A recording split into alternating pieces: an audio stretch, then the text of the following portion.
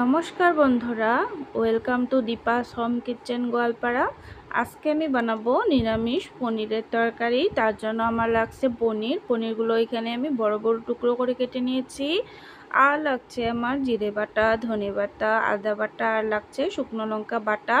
আর এখানে আমি কাপের মধ্যে নিয়েছি অল্প দুধ। এই দুধটা কিন্তু খুবই ঘন, অল্প ঘন দুধ নিয়েছি তরকারিতে দেওয়ার জন্য।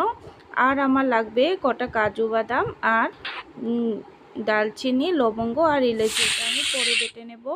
তো এখানে কড়াইতে তেল গরম বসিয়ে দিয়ে পনিরগুলো ভেজে নেব। কড়াইতে আমি অল্প তেলের মধ্যে দিয়ে দিয়েছিলাম নুন, যাতে পনিরগুলো কড়াতে লেগে না যায়। তারপরে দিয়ে দিলাম অল্প হলুদ দিয়ে ভালো করে আমি পনিরগুলো ভেজে নেব।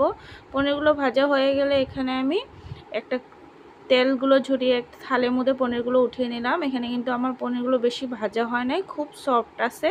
তো ওই তেলের মধ্যে আবারও দিয়ে দিব গোটা জিরে, দিয়ে দিব তেজপাতা, দিয়ে দিলাম আদা জিরে ধনে বাটা, তো দিয়ে দিলাম শুকনো লঙ্কা বাটা আর বাটি ধোয়া জল। তো এখানে আমি আবারও কষিয়ে নিব ভালো করে, যাতে মশলা থেকে তেলগুলো বেরিয়ে যায়। দিয়ে দিলাম নুন আর হলুদ, তারপরে কিছুটা জল দিয়ে এখানে আমি দিয়ে দিব ঢাকা।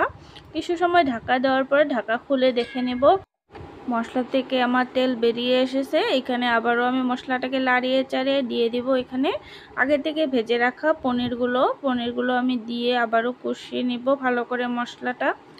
পনিরগুলো আমি এর জন্য আগে দিলাম যাতে পনিরগুলোর গায়ে মশলাগুলো ঢুকে যায়, আর পনিরগুলো যাতে খেতে ভালো লাগে, তরকারিটা যাতে খেতে আরও টেস্টি হয়। তো এখানে আমি মশলাটার সাথে পনিরগুলো ভালো করে কষিয়ে নিলাম। কষিয়ে নিয়ে এখানে আমি দিয়ে দিব আগে থেকে করে রাখা গরম জল। তোমরা অবশ্যই গরম জল দিবে যাতে তরকারিটা খেতে ভালো হয়। গরম জল দিলে তরকারির স্বাদ কিন্তু বেড়ে যায়। তো এখানে আমি দিয়ে দিলাম অল্প পরিমাণে গরম জল। তারপরে এখানে আমি কিছু সময় ফুটতে রেখে দিব। তো ফুটে গেলে আমি এখানে দিয়ে দিব কাজু বাদাম, গরম মশলার মধ্যে দালচিনি, এলাচি আর লবঙ্গ আমি এখানে বেটে দিয়ে দিব। কাজু বাদামটা আমি অল্প তেলের মধ্যে ভেজে নিয়েছিলাম, তারপরে গরম মশলার সাথে একসাথে বেটে রেখেছি, তো সেটা আমি দিয়ে দিলাম। দিয়ে সেখানে আমি ভালো করে তরকারিটা লাড়িয়ে চাড়িয়ে দিব।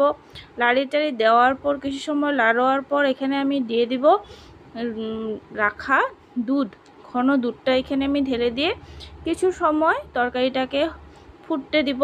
ফুটতে দেওয়ার পরে এখানে আমি গ্যাসের স্টিমটা বন্ধ করে দিয়ে একটা ঢাকনা দিয়ে ঢেকে দিব।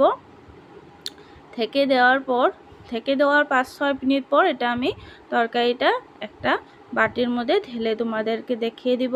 তো আমার ভিডিওটা যদি ভালো লেগে থাকে অবশ্যই তোমরা লাইক আর সাবস্ক্রাইব করবে, আর অবশ্যই তোমরা ভিডিওটা প্রথম থেকে শেষ পর্যন্ত দেখো বন্ধুরা। এরকম করে নিরামিষ তরকারি করলে কিন্তু নিরামিষ দিনেও ভাত খেতে কোনো অসুবিধা হয় না। তো এটা রুটি ভাত সবার সাথেই খাওয়া যায়। আশা করি তোমরা সবাই ভালো থেকো।